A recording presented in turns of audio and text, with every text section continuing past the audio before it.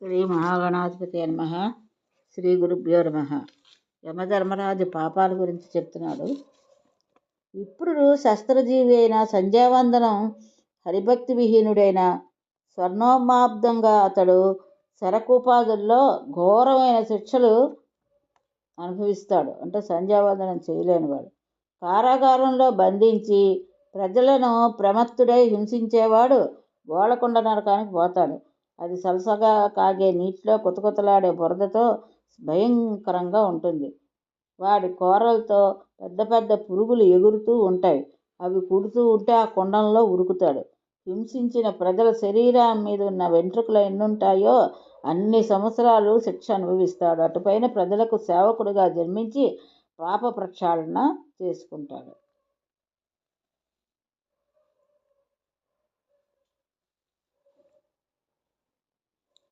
చెరువుల్లోంచి గాలి కోసం ఒడ్డుకు వచ్చినటువంటి మొసళ్లను తాబేళ్లను పట్టి హింసించేవాడు నక్కరకంటక సమానాబ్దంగా నక్కరకంటక మహానరకంలో హింసలు అనుభవిస్తాడు. అటుపైన తాను హింసించిన జంతువుల జాతిలో జన్మిస్తాడు. పుణ్యక్షేత్రాల్లో కానీ తీర్థస్థాన సమయాల్లో కానీ పరస్త్రీల గోప్యాంగనాలు కాముక దృష్టితో చూసినవాడు కాకతుండ కూపంలో పడి తన వెంట్రుకలు ఎన్నున్నాయో అన్ని సంవత్సరాలు హింసపడతాడు. కాకులు వాడి కళ్ళు పీక్కు తింటాయి. అంధుడిగా 3 జన్మలు ఎత్తుతాడు. బంగారాన్ని దొంగిలించిన వాడు మందాన కోపంలో మదింపబడతాడు. యమకింకర్లు వాడికి కళ్ళకు గంతలు కట్టి చావబోతారు. తన మలమూత్రాలు తానే తింటూ స్వరోమాబ్దకాలం గడిపి అటుపైన 3 జన్మలు అంధుడవుతాడు. 7 జన్మల మహాదరిద్రం అనుభవించి స్వర్ణకారుడుగానో స్వర్ణ వ్యాపారిగానో జన్మించి బంగారానికి సేవకుడు అవుతాడు. తామ్రచౌర్యం లోహచౌర్యం చేసినవాడు ఇలాగే బీజకుండలంలో శిక్ష అనుభవిస్తాడు. దేవతా విగ్రహాలను దొంగలించిన దేవద్రవ్యాన్ని అపహరించిన స్వరోమాబ్దంగా వజ్రకుండ నరకంలో వజ్రఘాతాలు తింటూ హాహాకారాలు చేస్తూ నిరాకారులై కింకరపీడితాడితులై కడపటి పాపకర్మకు విముక్తులు అవుతారు. వెండిని గోవులను వస్త్రాలను దొంగలించేవాడు తప్తపాషాణ కుండలంలో శిక్షించబడతాడు. 3 జన్మలు బొల్లి రోగంతో పీడింపబడతాడు. అటుపైన శ్వేతపక్షిగా జన్మిస్తాడు. కాంస్య పాత్రలను అపహరించిన వాడు తీక్షణ పాషాణ నరకంలో హింసలు అనుభవించి గుర్రంగా 7 జన్మలు ఎత్తి ఆ పైన పాదరోగ పీడితుడై పాతక విముక్తిని పొందుతాడు. గతి లేక ఒళ్ళు అమ్ముకుని జీవించే పుంసల్ని దోచుకునేవాడు స్వరోమాబ్దంగా లాలకుండలంలో మునుగుతాడు. అటుపైన కంటి రోగంతో శూల రోగంతో పీడింపబడతాడు. ఎప్పటికో పాప విశుద్ధి పొందుతాడు. మసీ జీవనం సాగించే విప్రుడు మసీకుండ నరకంలో దుఃఖిస్తాడు. అటుపైన నల్లని పశువుగా 3 జన్మలు ఎత్తి ఆ తర్వాత 3 జన్మలు నల్లగా గొర్రెగా అవుతాడు. ఆ పైన తాడి చెట్టుగా పుడతాడు. కడపటికి విశుద్ధుడు అవుతాడు. ధాన్యాది సస్యాలను తాంబూలాన్ని ఆసన తల్పాలను అపహరించేవాడు చూర్ణకుండ నరకంలో ఎంబాధలు అనుభవిస్తాడు. మేషజాతిలోను కుక్కుడు జాతిలోను 3 జన్మలు ఎత్తుతాడు. ఆ పైన వానర జన్మ కాసవ్యాధి పీడిత దారిద్రం అల్పాయుర్దానం వంశహాని చివరకు పాప విశుద్ధి విప్రుల సొమ్ము హరించి చక్రం చేయించుకున్నవాడు చక్రకుండ నరకంలో శతాబ్దం హింసలు అనుభవిస్తాడు. అటు పైన తైలకారకుడుగా 3 జన్మలు ఎత్తుతాడు. వ్యాధి పీడితుడు వంశహీనుడు అయ్యి పాప విమోచనం పొందుతాడు. విప్రుల గోధనాల విషయంలో వంకరగా వ్యవహరిస్తే వక్రకుండ నరకానికి పోతాడు. ఆ పైన వంకర టింకర అవయవాలతో పుడతాడు. చాలా 7 జన్మలు అయ్యాక గద్దగా పందిగా పిల్లిగా నెమలిగా 3 జన్మలు ఎత్తుతాడు. అప్పటికి గాని వాడి పాపాహారం తరగదు. బ్రాహ్మణుడై పుట్టి కూర్మమాంసం తింటే కూర్మకుండలంలో శతాబ్దం పాటు కూర్మాలతో భక్షింపబడతాడు. 3 కూర్మజన్మలు ఎత్తుతాడు. పందిగా బిడాళ్ళుడుగా నెమ్మలిగా 3 జన్మలు ఎత్తి క్రమంగా పాప పంకిలం వదిలించుకుంటాడు. నెయ్యి కానీ నూనె కానీ అపహరించిన వాళ్ళు జ్వాలాకుండలంలో భస్మకుండలంలో నరకయాతన అనుభవిస్తారు. మత్స్య మూషిక జన్మలు 7 ఎత్తి పాపభారం తొలగించుకుంటారు. సుగంధ ద్రవ్యాపహరణ దగ్ధకుండల నరకంలో దివ్యారాతులు దగ్ధులవుతారు సుగంధ ద్రవ్యాలను అపహరిస్తే. అటుపైన దుర్గంధికులుగా 7 జన్మలు ఎత్తుతారు. కస్తూరి 3 జన్మలుగా తప్పవు. కస్తూరి మృగంగా 7 మంతాన జన్మలు తప్పవు. అప్పటికి పాపఫలం పూర్తవుతుంది. బలప్రయోగంతో కానీ మోసం చేసి కానీ ఇతరుల పిత్రార్జ భూమిని కాజేసిన వాళ్ళు సప్తభూమికా కుండలంలో పడి దగ్ధులవుతాడు. 7 మన్వంతరాలు ఆ నరకం అనుభవించి 60,000 సంవత్సరాలు క్రిమికీటకాలుగా తిరిగి స్వజాతిగా జన్మిస్తారు. పాపకర్మ ఫలితంగా నరకయాత్రలను అనుభవించి పరిశుద్ధులై స్వీయ జాతిలో జన్మించాక శుభకర్మలు ఆచరించి శుభ ఫలితాలను పొందుతారు. మళ్ళీ పాపాలు చేస్తే ఇలాంటి నరకాలే తప్పవు. సావిత్రి ధనలోభంతో ఎదుటివాడు శిరస్సును కత్తితో నరికిన హంతకుడు అసిపత్ర నరకంలో యాతనాకుండలంలో పుడతాడు. 14 మంది ఇంద్రులు మారేటంత కాలం అందులో కత్తి కోత అనుభవిస్తాడు. బ్రాహ్మణ్ణి చంపినవాడు శతమన్వంతరాలు అదే నరకంలో శిక్షింపబడతాడు. అటుపైన శతశూకర జన్మలు, సప్త కుక్కుట జన్మలు, 7 మృగాల జన్మలు, 7 వ్యాఘ్ర జన్మలు, 3 వృక్ష జన్మలు, 7 మండూక జన్మలు ఎత్తుతాడు. అటుపైన ఒక మహిష జన్మ ఎత్తి పాప విముక్తిని పొందుతాడు. పల్లెలు పట్టణాలు తగులబెట్టేవారు క్షురధారక నరక కూపంలో 3 యుగాల పాటు ఎంబాధలు పడతారు. తర్వాత ప్రేతాకారంలో మరిన్ని సంవత్సరాలు తిరుగుతారు. ఆ పైన 7 జన్మలు మలభక్షకులై, 7 జన్మలు కపోతాలై అంటే పావురాలై, 7 జన్మలు శూలవ్యాధి పీడితులై, 7 జన్మలు కుష్ఠవ్యాధి అనుభవించి శుద్ధి పొందుతారు. పరనిందాపరుడు, పరదోషాప్రచారకుడు, దేవ బ్రాహ్మణ నిందకుడు సూచీముఖ నరకంలో యుగత్రయ కాలంలో వేదనలు అనుభవిస్తాడు. వృశ్చిక వజ్రకీట భస్మకీటక జన్మలు 7 ఎత్తి మానవుడై మహావ్యాధి పీడితుడై మరణించి శుద్ధి పొందుతాడు. గోడలకు కన్నం వేసి తలుపులు బద్దలు వేసి ఇళ్లల్లో చెరపడి దొంగతనం చేసేవాడు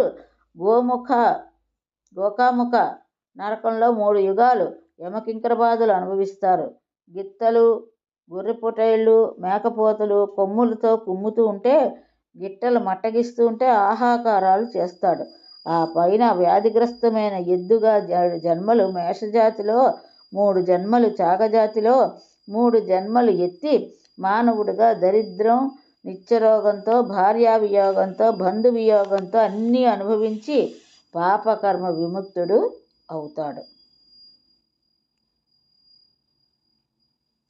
ఏ రకమైన ద్రవ్యాన్ని ఎవరి నుంచి కాజేసిన చోరుడు నక్రముఖ కుండలంలో నలిగిపోవలసిందే.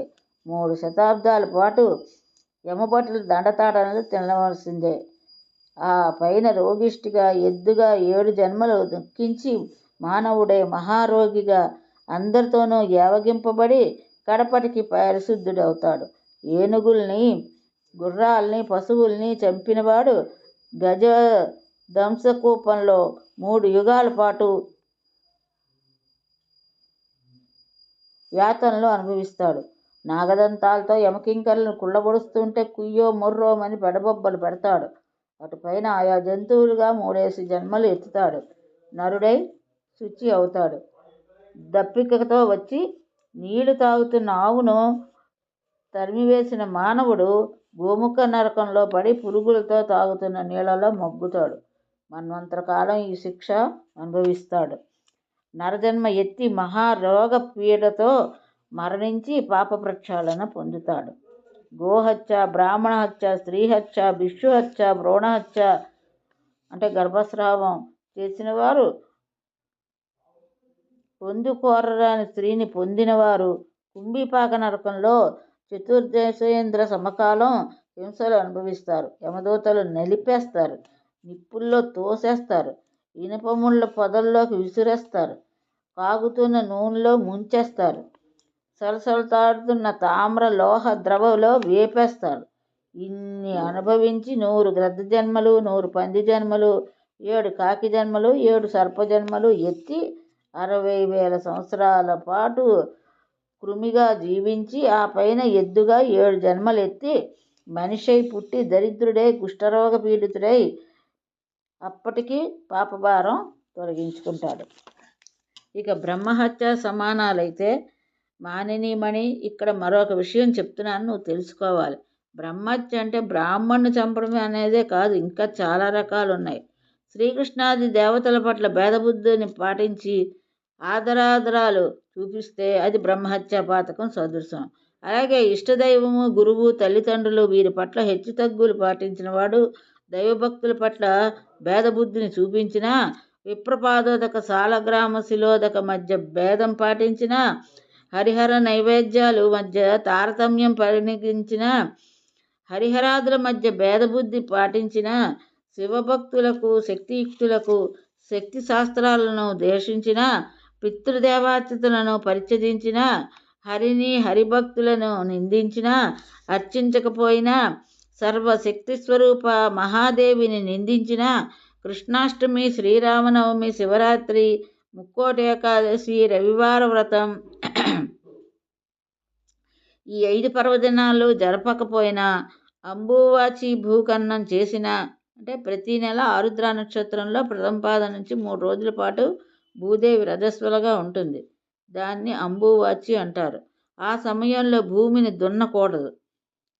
గురుమాత్ర పితృ భార్య పుత్రుల్ని పోషించకపోయినా అవివాహితుడిగా సంతానం పొందిన బ్రహ్మహత్య చేసినట్లే.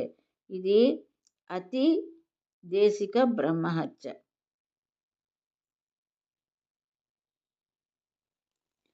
గోవును కొట్టినా, కొడుతున్నవాడిని అడ్డుకోకపోయినా, రక్షించకపోయినా, గోబ్రాహ్మణులకు మధ్య నుంచి నడిచిన, గోవులకు ఉచ్ఛిష్టం పెట్టిన, వృషకవాహకుడికి ఆహారం కాజేసిన, అగ్నిని గోవును కాలితో తన్నిన, కాళ్ళు కడుక్కోకుండా ఇంట్లోకి వచ్చిన, తడి కాళ్ళతో భోజనం చేసిన, నిద్రించిన, సూర్యోదయ కాలంలో భుజించిన, ఆ అబీరాన్ని వైశ్యులను తిన్న, తార్పుడుగాళ్లను, సంధ్యావందనం ఎగ్గొట్టిన వాళ్లను, దేవుడి మధ్య ఇల్లాలు వేదం పాటించిన, మగడు ఇల్లాలను కొట్టిన, దేవతా ప్రసాదాలను పంచిపెట్టకపోయినా, అన్నింటికీ నాస్తి నాస్తి అన్న, దేవగురు మిత్రద్రోహాలు చేసిన, దేవ గురు పితృవందనం చెయ్యకపోయినా, నమస్కరించిన వాడికి ఆశీస్సు, విద్యార్థికి చదువు అందించకపోయినా, అన్న పుష్పాది పవిత్ర వస్తువులను దాటినా గోహత్య చేసినట్లే. దీన్నే అతిదేశిక గోహత్య అని అంటారు. పురుషుడికి పరిణయమాడిన స్త్రీ మాత్రమే గమ్య. దక్కిన వంతులందరూ అగమ్యలు, అంటే పొందుకోరని వారు. అగమ్యాగమనం 100 బ్రహ్మహత్యలతో సమానం. కుంభీపాక నరకమే శిక్ష. అపరిశుద్ధుడిగా సంధ్య వార్చినా, అసలు సంధ్యావందనం చెయ్యకపోయినా అతడు సంధ్యాహీనుడవుతాడు, నరకానికి పోతాడు.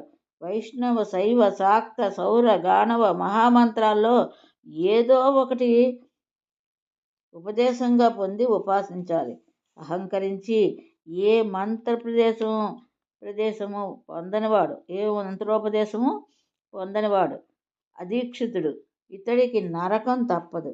పుణ్యక్షేత్రాల్లో, తీర్థాల్లో దానాలు పట్టేవాడు తీర్థ ప్రతిగ్రాహి. దేవుడి పేరు చెప్పి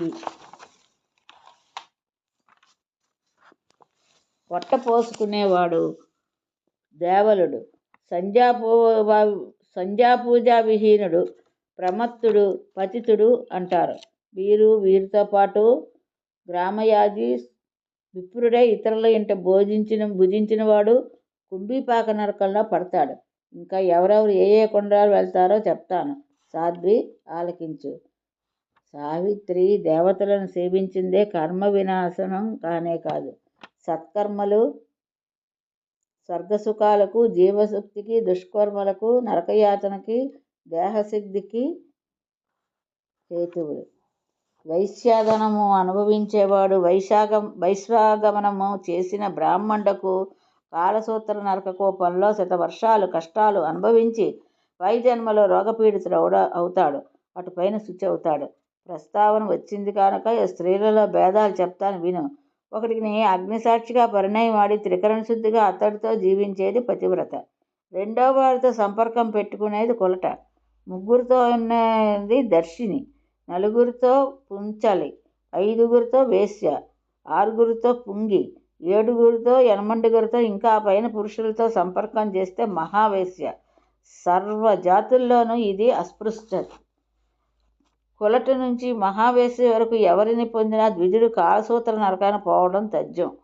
అటుపైన చేపకడుపున పుడతాడు.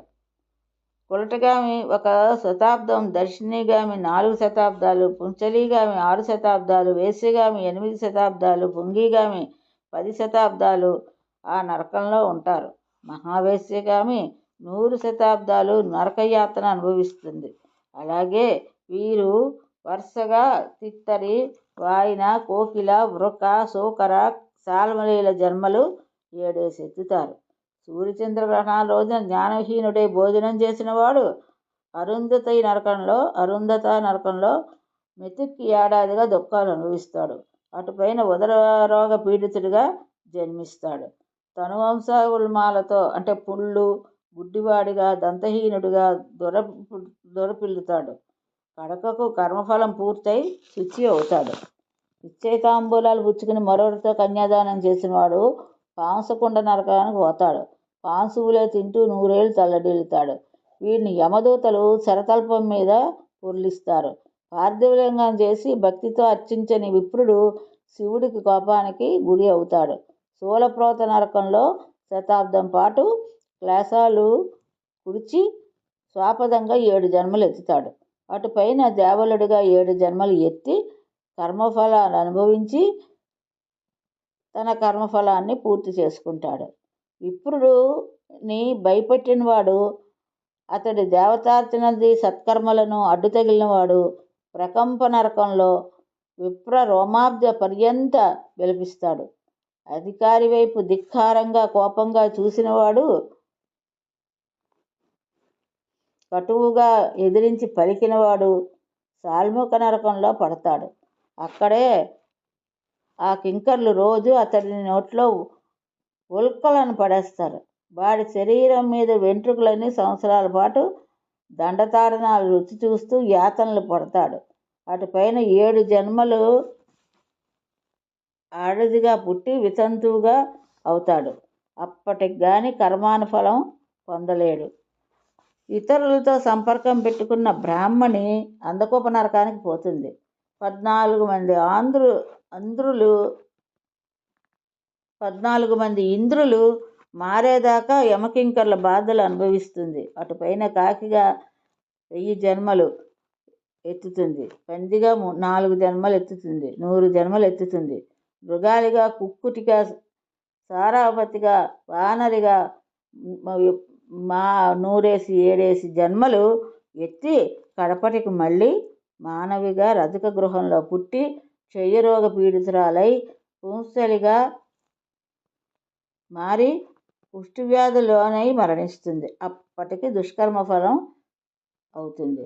వైశ్యులకు వేదక నరకం, పుంగికి దండతాడన నరకం, దర్శినికి జలరంధ్ర నరకం, కులటకు దేహచూర్ణికా నరకం, స్వైరిణికి అంటే మహావేశ్యకు దళనక రూపం, పతివంచకకి శోషణ నరకం తప్పదు.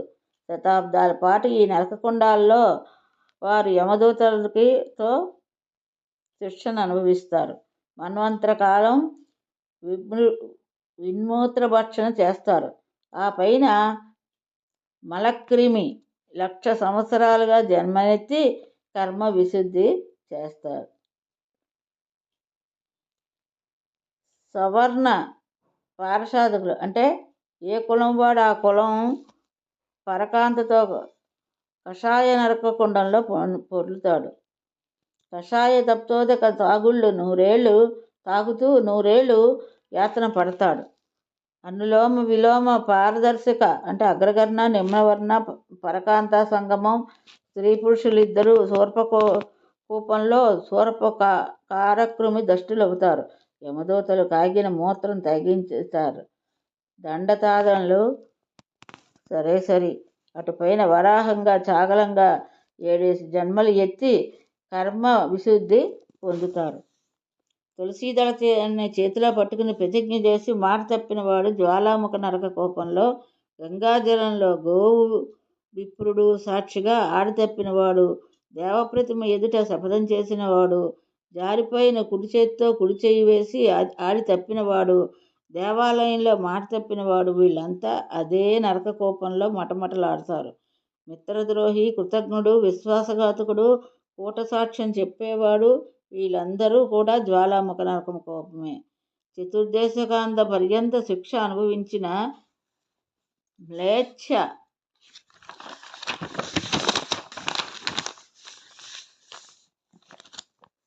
విక్రమి, బ్రహ్మకమి, సర్ప, దేవల, వ్యాఘ్ర, నకుల, గండక, మండూక జన్మలు ఒక్కొక్కరు 7 ఎత్తి ఎప్పటికో పరిశుద్ధులు అవుతారు. ఇది ఈరోజు భాగవతం. ఇంతటితో స్వస్తి.